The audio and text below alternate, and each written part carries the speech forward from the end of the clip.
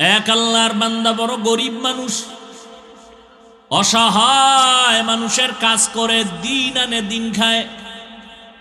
কাজ করলে ঘরের চুলায় আগুন জ্বলে, কাজ না করলে ঘরের চুলায় আগুন জ্বলে না। ওই আল্লাহর বান্দা প্রতিদিন কাজ করে সন্ধ্যাবেলা টাকা নিয়ে বাজারে যায়, কিছু বাজার করে ঘরে আসে, কোনো রকম সংসার চালায়। আজ বাজারে গিয়ে একটা আওয়াজ শুনি, আমার আল্লাহর কালাম পাওয়া যায়, আল্লাহর কোরআন পাওয়া যায়। এটা যদি ঘরে রাইখা দেও, ঘরের মধ্যে অনেক বরকত হবে। জীবনে আল্লাহর কোরআন দেখে নাই, পড়ে নাই, কই পাওয়া যায় ভাই? আওয়াজ দিল কই? কই লাইব্রেরির মধ্যে যাও, গেছে। আজ আল্লাহর বান্দা শখ শখ এটা ঘরে রাখলে বরকত হয়। কথা ঠিক আছে, আজকে আর খানা খাবো না, এই আমার একটা কোরআন দাও। কয় টাকা? এত টাকা নাও, আজকের বাজার টাজার নিয়ে এক রাত না খাইলে কি হইব? লাইব্রেরিয়ান ব্যক্তি বলে দিছে, আল্লাহর বান্দা ঘরে রাখবা, তবে এটা নিচে রাখবা না, বিনা উজুতে ধরবা না। আল্লাহর বান্দা কোরআনটা লাইব্রেরি থেকে নিয়ে ডাইরেক্ট বাড়ি চলে গেল রাতের বেলা। বিবি আবার অপেক্ষায় আছে, বাজার করে আনবে, রান্না করবো, খাবো। আমি এখন ঘরের দরজায় গিয়া যদি বলি কিছু আনতে পারি নাই, দেখে যদি তো মেজাজ গরম হবে। আগের থেকে সিগন্যাল দিছে, এই ম্যাডাম বাঁকা টাকা হইও না, আজকে কিন্তু খাওন দাও না, নিন একটা বরকত নিয়ে এসি। মহিলারা তো বরকতের আরো পাগল। কি বরকত? বলে আল্লাহর কালাম। ঘরের মধ্যে গিয়া বলে এটা বিনা অজুতে ধরা যাবে না, নিচু জায়গায় রাখা যাবে না, ঘরের মধ্যে এটা রাখতে পারলে অনেক বরকত হবে। এটা এমন একটা জিনিস যেটা দেখলে সওয়াব, পড়লে সওয়াব, ধরলে সওয়াব, জিডার আওয়াজটা কানের মধ্যে লাগলেও সওয়াব, দিলটা শান্ত হয়ে যায়।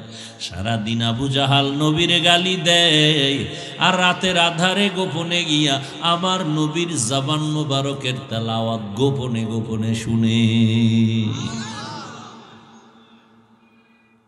মায়ার নবীর জবান মোবারকের তেলাওয়াত আরো কতই না সুন্দর।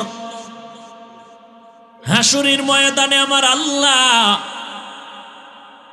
নবীর মাধ্যমে তেলাওয়াত শোনাবেন তার আশিক পাগলদের। আজ আমরা নবীরে পাই নাই, নবীরে দেখতে পারি নাই, জবানেও তেলাওয়াত শুনতে পারি নাই। আমার মাওলার কোরআন এত মজার, দুনিয়াতে একটা গজল বারবার কইলে ভালো লাগে না, গান একবারের বেশি ভালো লাগে না, এক কবিতা বারবার ভালো লাগে না।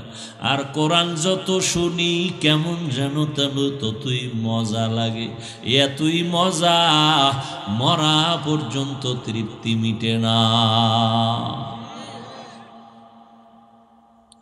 কিন্তু কপাল খারাপ, আজ আমার যুবক বাবারা, বৃদ্ধ বাবাজিরা, পর্দার আড়ালের আম্মা জানেরা, বোনেরা, কেউ কোরআন পড়ে না। ফজরের নামাজের পরে কই তেলাওয়াত গেল? কই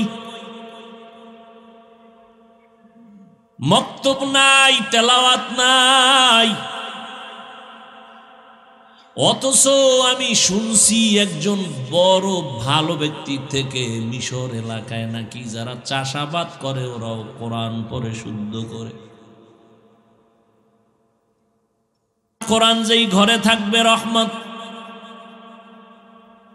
ওয়ানুনাজ্জিলু মিনাল কুরআনি মা হুয়া শিফাউ ওয়া রাহমাতুল লিল মুমিনিন ওয়া লা ইয়াজিদুয যালিমিনা ইল্লা খাসারা। আল্লাহর কালাম ঘরের মধ্যে নিয়া স্ত্রী বলে, ভালো একটা জিনিস আনছো, তবে অন্তরে ভয়, এটা তো উঁচা জায়গায় রাখতে হবে। আমরা তো বড় গরিব মানুষ, উঁচা জায়গাও নাই, ছোট একটা ঝুপড়ি ঘর, এখানে এই জিনিসটা রাখার মতো কায়দাই নেই। বিবি দিনদার, স্বামীরে পরামর্শ দেয়, পেরেশানি দূর করে দেয়।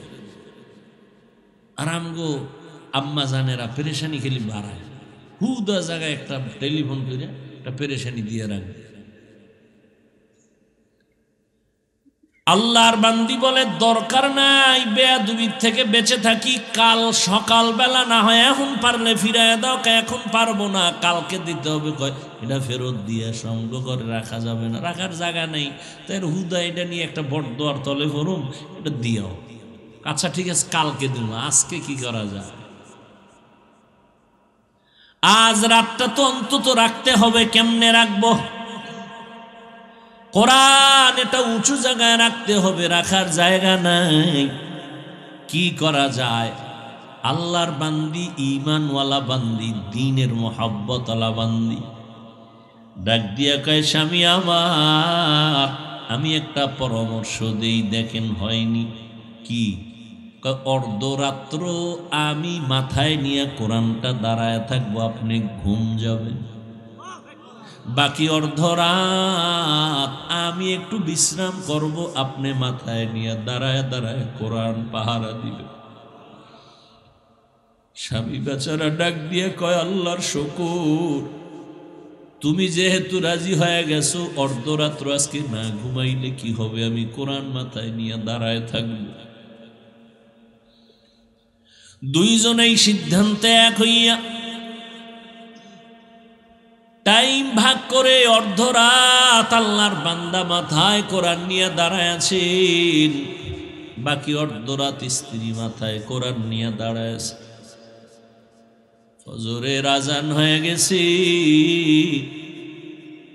একজন একজন ওযু বানাইয়া যায় নামাজে নামাজ পড়লেন, নামাজের পরে বলে এটারে ফেরত দিয়ে আসো, বেয়াদবি হবে, আল্লাহ বেজার হয়ে যাবে। স্বামী বলে যে আনলাম কষ্ট করে টাইনা দিয়ামু, ভিতরে কি একটু দেখি, এটা খুইলা টুইলা দেখলাম না কি ভিতরে। একই যায় নামাজে দুইজন বইয়া এবার দেখতেছে, খুলতেছে পৃষ্ঠা, উল্টায় উল্টায় উল্টায় আঙ্গুল টানে আঙ্গুল টানে আঙ্গুল টানে দনোজন। মাওলা পাকের বড় কুদরত, মুহূর্তের মধ্যে শুরু থেকে শেষ পর্যন্ত আঙ্গুল টেনে টেনে টেনে টেনে লাইনে লাইনে পুরা কোরআনটা পৃষ্ঠা উল্টানো শেষ। এই মিয়া, আমরা এক খতম দিতে বেহুশ হয়ে যাওয়া লাগে, কোরআন এক খতম দিতে কত সময়। সাহাবায়ে কেরাম 3 দিনে এক খতম করেছেন।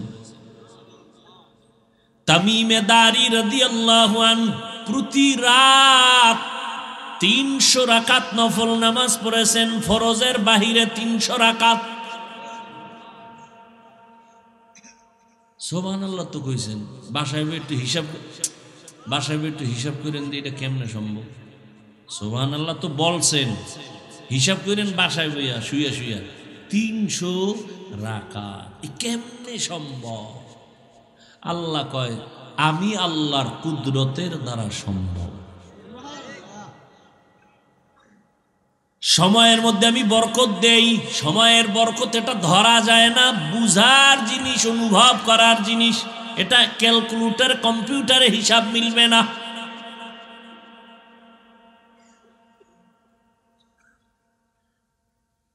দনজন আল্লাহর কোরআন আঙ্গুল দিয়ে টানলেন।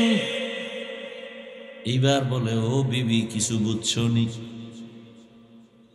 তুমি শুনবানি। এইবার আল্লাহর বান্দি এই কথা বলায় স্বামী আশ্চর্য হয়ে গেল, কি শোনাবা তুমি শুনো। এবার আল্লাহর বান্দি মোহাব্বতের সাথে শুনাইতেছে কোরআন তেলাওয়াত করে। আমার মাওলা কোরআনের নূর তাদের সিনার মধ্যে ঢুকায়া দিয়েছে, সিনায় কোরআন মুখস্থ হয়ে গেছে, দুইজনে কোরআন মুখস্থ করে ফেলছেন। এটা মাওলা পাকের কুদরত, এটা বান্দার বিবেকের বাইরের কাজ। যতই ঘুরাইয়া চেষ্টা করবেন কাজ হবে না, কারণ আমগো মেমোরির জিবি ওই পরিমাণ নাই যে আল্লাহর কুদরতের মধ্যে গবেষণা করে কিছু বুঝবো, আল্লাহ যেটা বুঝার সুযোগ দিবেন বুঝবো। অতিরঞ্জিত করলে মেমোরি হ্যাং হয়ে যাবে, ঠিক নাকি? 2 GB মেমোরি ওয়ালায় যদি বলে 8 GBর মধ্যে যা আছে এটার ভিতরে ঢুকা, মেমোরি হ্যাং হবে, পিসি হ্যাং হবে, মনিটর হ্যাং হবে, গোষ্ঠী শুদ্ধা হ্যাং। আল্লাহর কালাম দা হাত দিয়া দিয়া লাইনে টানছে। ও যুবক, ও পর্দার আড়ালের আম্মা জানেরা, ও বৃদ্ধ বাবাজি, মাওলার কোরআনের বয়ান শুনতেছেন। শুনতে শুনতে শুনতে শুনতে বয়স বুড়া হয়ে গেলেন, দাড়ি পেকে গেল, মরণের ভাব। রমাজানুল মোবারকে তারাবির নামাজ পড়েন, খতম পড়েন, কোরআন শুনেন, কপাল বড় খারাপ। একটা দিনও খুইলা দেখলেন না মাওলার কোরআনের ভেতরে কি। কপাল বড় খারাপ। সেই ছোটবেলার থেকে কোরআন কোরআন শুনতেছেন, বয়ান শুনতেছেন, কোরআন তেলাওয়াত শুন, একটা দিন দেখলেন না যে দেহি তো ভিতরে কি আছে। এত সুন্দর কিতাব যেটা এত বরকত, এত সওয়াব, দেখলে সওয়াব, শুনলে সওয়াব, পড়লে সওয়াব, ধরলে সওয়াব। একদল আল্লাহর বান্দা টুপিওয়ালারা বলে কোরআনের অর্থ না জেনে পড়লে লাভ নাই, এরা ধোঁকাবাজ, এরা বাতিল।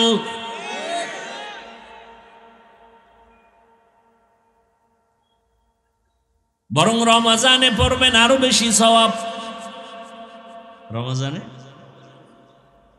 আল্লাহর সেই পবিত্র কালাম মহাগ্রন্থ আল কুরআন, কি মহিমা এ মাসেই হয়েছে তার আগমন। আল্লাহর সেই পবিত্র কালাম মহাগ্রন্থ আল কুরআন, কি মহিমা এ মাসেই হয়েছে তার আগমন। এক নেকে শতুর রহমান, দেন ফরজ দেন নফল ফরজ সমান। রহমত বরকত নাজাতের মাস, জ্বালাও আমলের বাতি। ভুলবো না ভুলা যায় নাকি মাহে রমজানের স্মৃতি। ভুলবো না ভুলা যায় নাকি মাহে রমজানের স্মৃতি। এ মাসের কত ফজিলত জানো কি মুসলিম জাতি। ভুলবো না ভুলা যায় নাকি মাহে রমজানের স্মৃতি। ভুলবো না ভুলা যায় নাকি মাহে রমজানের স্মৃতি। ঘুম আসতেছে আপনাদের? এরে যুবক, আল্লাহর গোলাম, জীবনে সব কামাই করলি, মাওলার কাছে কি নিয়ে যাবি? আল্লাহ যদি জিগায় তোর সব মাপ, তুই জীবনে যত আকাম করছো সব মাপ, খালি একটা ভালো কাজের কথা ক যেটার ধৈরেই আমি তোর জান্নাত দেব। একটা আছে? কি মাস্তান হয়ে বয়ে দিস, হুজুর মুজুর এটি কোনো পছন্দই হয় না। একটা আমল যদি আল্লাহ জিজ্ঞেস করে, বান্দা বল একটা আমল দেখা, হাদিসে পাকে নবী বলেন কিচ্ছু নাই। বান্দার আল্লাহ দেখবে, দেখ বান্দার নামটা নবীদের সাথে মিল আছে। যদি দেখে নামটা আব্দুর রহমান, নামটা হলো আব্দুল করিম, নামটা হলো রহিমা খাতুন, আয়েশা খাতুন, খাদিজা খাতুন, নামটা সুন্দর, নবীদের সাথে কোরআনের সাথে মিল, রাসূলের সহিহ হাদিস। আল্লাহ শেষবারে বলবে এই নামের বরকতে যাও, আমি তোমারে জান্নাত দিয়া দিলাম। নাম রাখছে সেন্টু, হৃদয়, বৃষ্টি, নদী, সাগর, সবুজ, গম্বুজ। কি সারা দুনিয়ার বেঈমানের বাড়ি ঘুরো, আব্দুর রহমান নামের একটা ছেলে পাবেন, পাবেন। সারা দুনিয়ার বিধর্মীদের বাড়ি বাড়ি ঘুরো, রহিমা নামে একটা মেয়ে পাবা। আসতে কেন পাবেন? কপাল এত খারাপ কেন আমাদের? আমরা এতটা ছোট মনের মানুষ কেন যে আমগো ঘরে ঘরে ঘরে ঘরে বেঈমানের পাতানো নাম, ঘরে ঘরে বেঈমানের নাম। একজনের নাম রাখছে বিপদ, সন্তানের নাম বিপদ, ডাক দিছে বিপদ। পিছনে একজনের তাকা, ভাই কি বিপদ? কেন? আমার সন্তানের নাম বিপদ। আমার তো ভাই মহা বিপদ শুরু হয়ে গেছে। আহা, قال النبي صلى الله عليه وآله وسلم من ولد له ولد فليحسن اسمه وأدبه فإذا بلغ فليزوجه فإن بلغ ولم يزوج فأصاب اسما فإنما اسمه على أبيه। এই মা বাবা, সন্তান দুনিয়াতে আসার পরে তোমার দায়িত্ব সন্তানের ডান কানে আযান দাও, বাম কানে ইকামত দাও। 7 দিনের দিন চুল ফালাও, সুন্দর একটা নাম রাখো, আকিকা করায় দাও। এরপরে আল্লাহর দ্বীনের শিক্ষা দিয়া সন্তানটারে আদর্শ ডাক্তার বানাও, আদর্শ ইঞ্জিনিয়ার বানাও, আদর্শ প্রফেসর বানাও, আদর্শ একজন গবেষক বানায় দাও। বেয়াদব বানাইও না, নবীর আদর্শ দিয়াই বান্দাটারে তুমি ডাক্তার বানায় দাও। আর তাসলিমার মতো যদি ডাক্তার হয়, জুতার বাড়ি ছাড়া উপায় নাই। আদর্শের ডাক্তার বানাও। কয় আদর্শ পাবো কই? বলে পৃথিবীর মধ্যে শ্রেষ্ঠ আদর্শ হলো রহমাতুল লিল আলামিনের আদর্শ। আমার নবীর আদর্শ কেমন? নবী মাত্র 13 বছরের ব্যবধানে মক্কার খারাপ চরিত্রহীন মানুষগুলোকে দামি মানুষ বানায় ফেললেন। নবী একটা বেতের বাড়িও দিলেন না, নবী একটা মিথ্যা কথা বললেন না। কেমন মায়ার নবী আমার! নবী একটা গালিও দিলেন না। হাজার হাজার হাজার গালি আসছে, নবী একটা গালির জবাবও দিলেন না। আরো আশ্চর্য খবর, আমার নবী কখনো জীবনে চক্ষু গরম করে কারো দিকে তাকান নাই।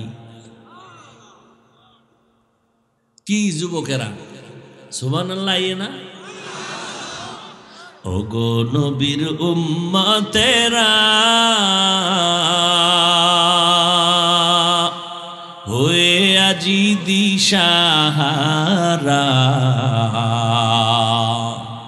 কোরআন হাদিসের চলো যখন যাহা চায় মনে, নবী বিনে কে তরাবে পুলসিরাত মিজানে, নবী বিনে কে তরাবে পুলসিরাত মিজানে।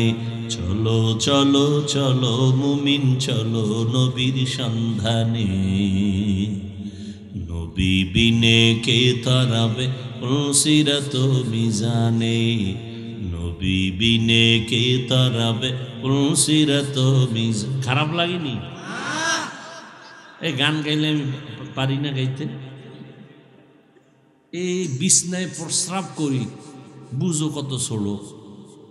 সেই সময় থেকে গজল গাই, তাও এখন তো গজল নেই, এখন গান শুরু হয়ে গেছে। কিতা মরণার মারো কাকা লড়ে কা আর রাও ডিস্টার্ব করে। ভাইরা আমার,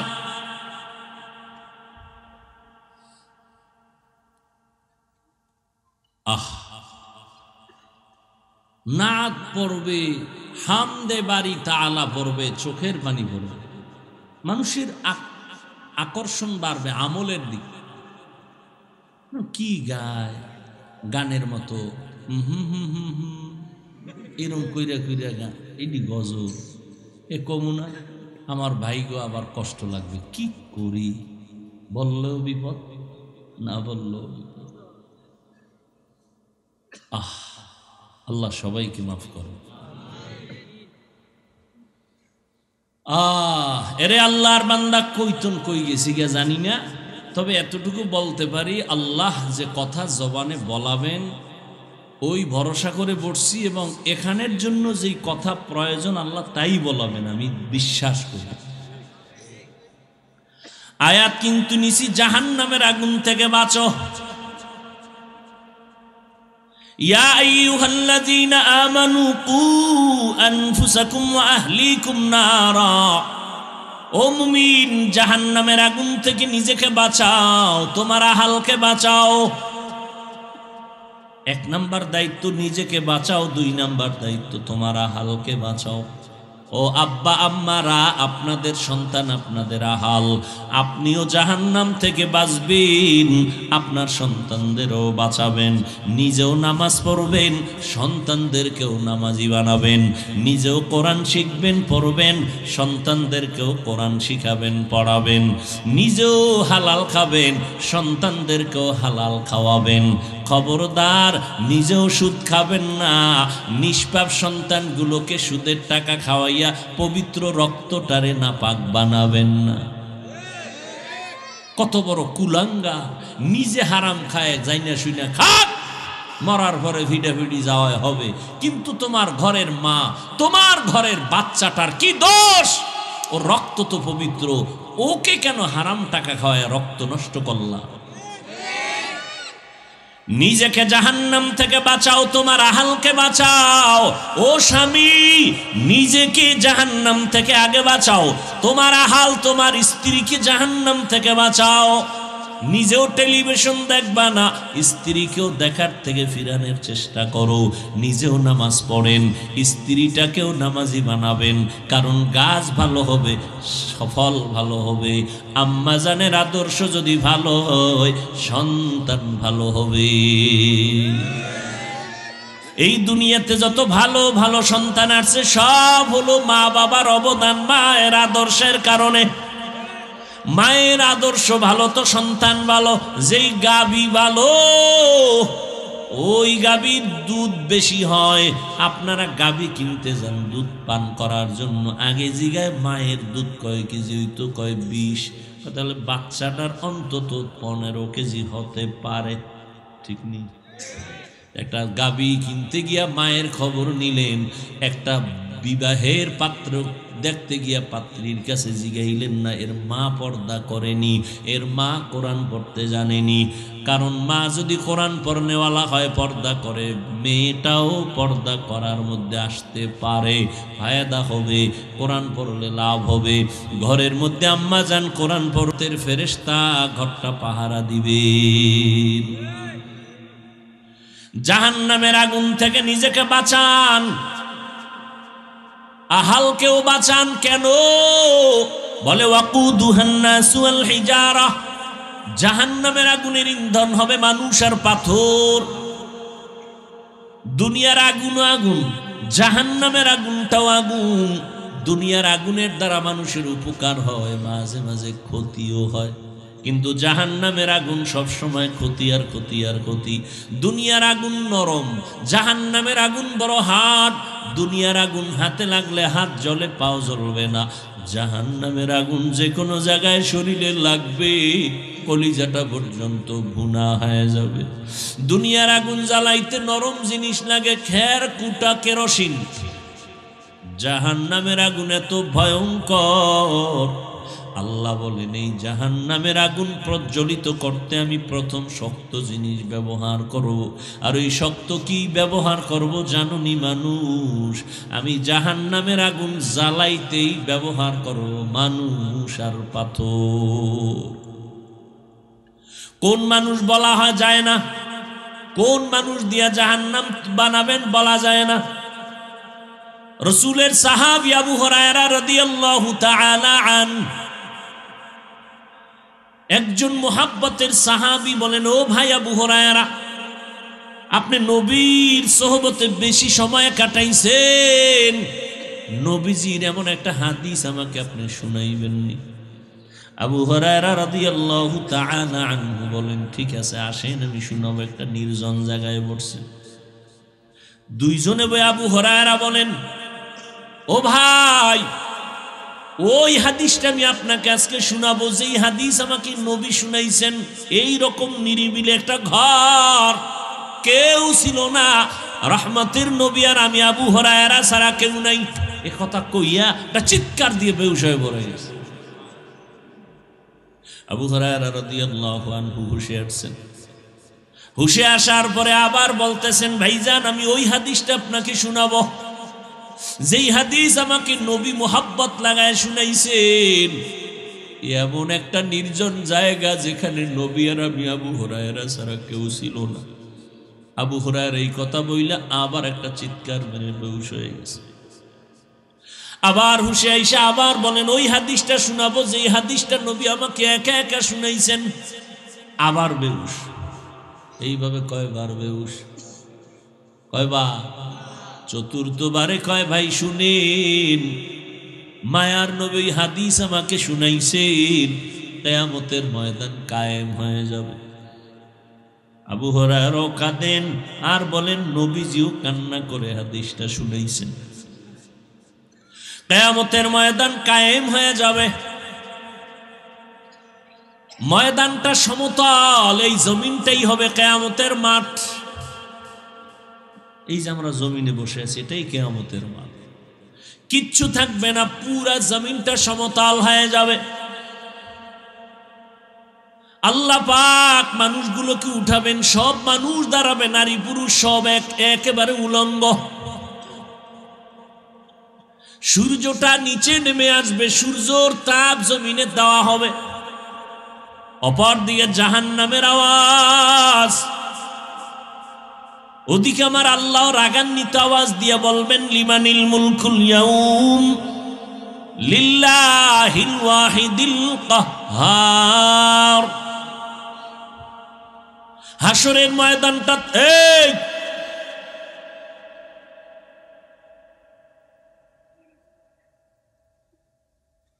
কি ওয়াজ করবো?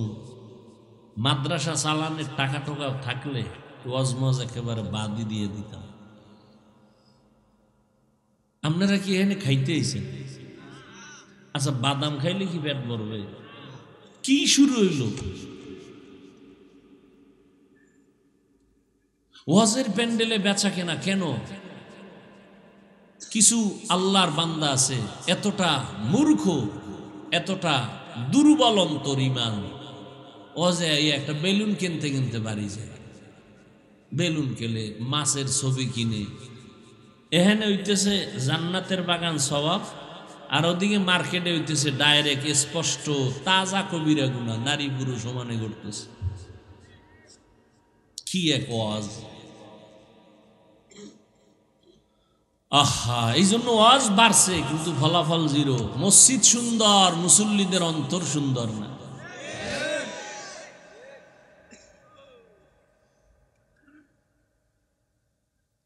কি একটা মজার কথাটা ঘুরাইয়া শেষ করব, এর মধ্যে একটা ভেজাল শুরু করে।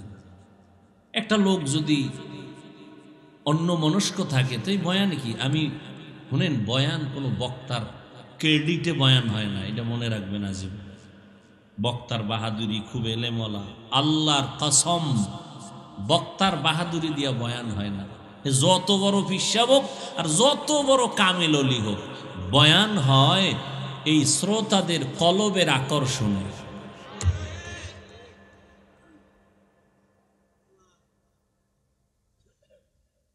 আমি 12টার মধ্যে চাইছি মোনাজাতটা দিয়ে যাব, বয়ান করতেছি, কে বের করতেছে? আমি কি এটি মুখস্থ করে আসছি যে আজকে এখানে এই কথা বলবো? এই আয়াত দিয়ে তো আরো 13 জায়গায় বয়ান করছি, কিন্তু আজকের আয়াতের মাথা হাতে যে কথাগুলো আসছে এই কথা তো কোনো বয়ানে আসেনি। এই একই আয়াতের বয়ান আরো 13 জায়গায় ইউটিউবে আছে, দেখেন। একই আয়াতের বয়ান করছি, এক এক জায়গায় এক এক রকম বয়ান। বক্তার বাহাদুরিতে না, ময়দানের শ্রোতাদের কলবের আকর্ষণে বয়ান হয়। অনেক জায়গায় কয় না বয়ানটা অন্য জায়গায় কেমন সুন্দর করে, আমগো জায়গায় ভালো হইল না। আপনাকে দিলের অবস্থা ভালো ছিল না। এই যে এত আশিক রসুল, ফজর পরে নাই, জহুর পরে নাই, আসর পরে নাই, মাগরিব পরে নাই, এশাও পরে নাই, পরে যে ফজর পড়বে কিনা আল্লাহ ভালো জানে। কি ইমানদার বইয়ের আছে, নামাজ না পড়লে কি ইমান তাজা আছে।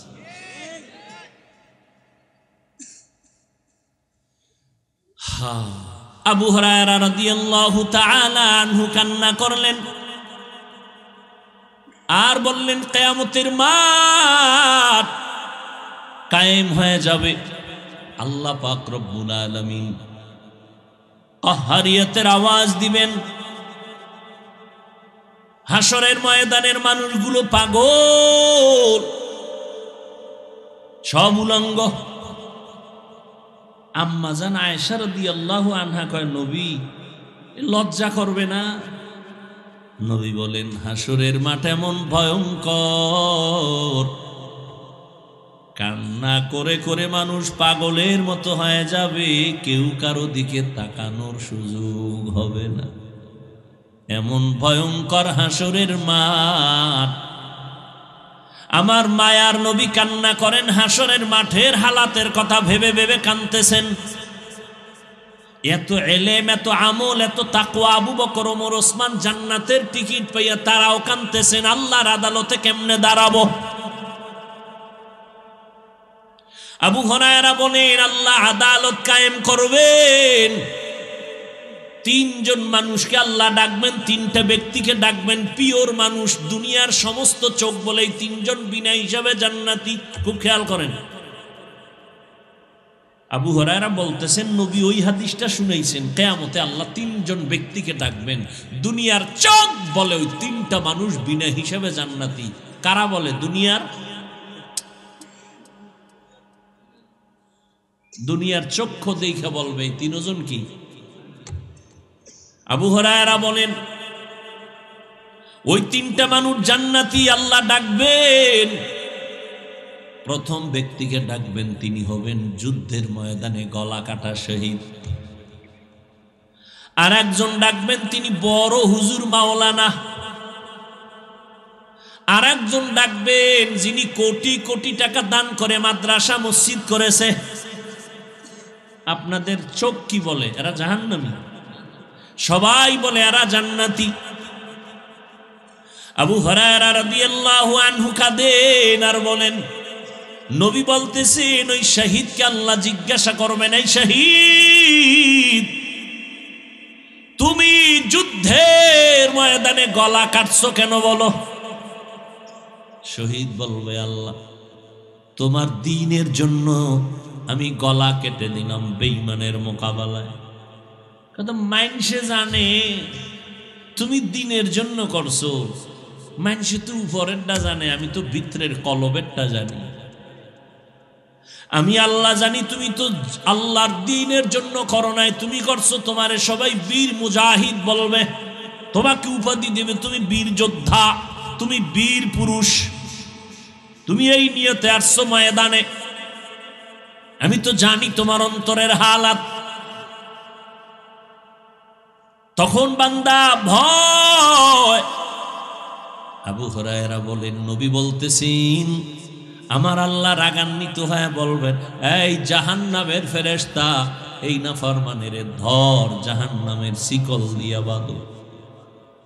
যুদ্ধের ময়দানে গলা কাটা শহীদ, আল্লাহ বলবে, কে জাহান্নামের শিকল লাগাইয়া জাহান্নামের দিকে নিয়ে যাও।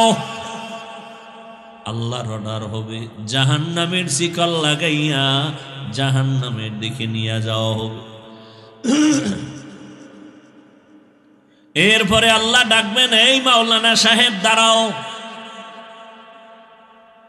আমি আল্লাহ তোমাকে ব্রেন দিয়েছি, তুমি অনেক কোরআন হাদিসের জ্ঞান অর্জন করে কি করেছো বলো? বলবে আল্লাহ আমি তোমার দ্বীনের দাওয়াত দিয়েছি, কোরআন হাদিস শিখা মানুষের বয়ান করেছি। কেন কেন?